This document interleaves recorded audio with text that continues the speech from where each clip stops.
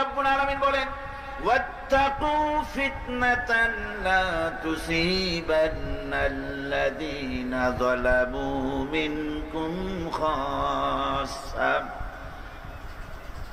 সতর্ক থাকো, বেঁচে থাকো ওই সব বিপদ থেকে, মুসিবত থেকে, যেই বিপদ শুধুমাত্র বিপদের কারণ যারা ওদের জন্যই নাজিল হবে না, বরং যারা সহ্য করে তাদের উপরও বিপদ আসবে।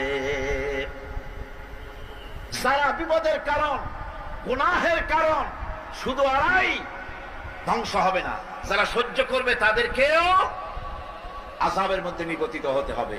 একটা দৃষ্টান্ত দিলে বুঝবেন।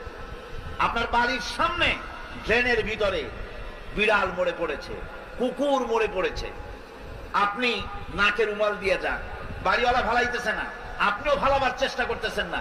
এখন এইটা পচে গলে দুর্গন্ধ হয়ে পরিবেশ নষ্ট করে দেবে। তখন এই মরা কুকুরটার দুর্গন্ধে শুধু বাড়িওয়ালাই অসুস্থ হবে না আশেপাশের লোকেরা অসুস্থ হবে? বলেন আপনারা, সবাই অসুস্থ হয়ে পড়বে। সুতরাং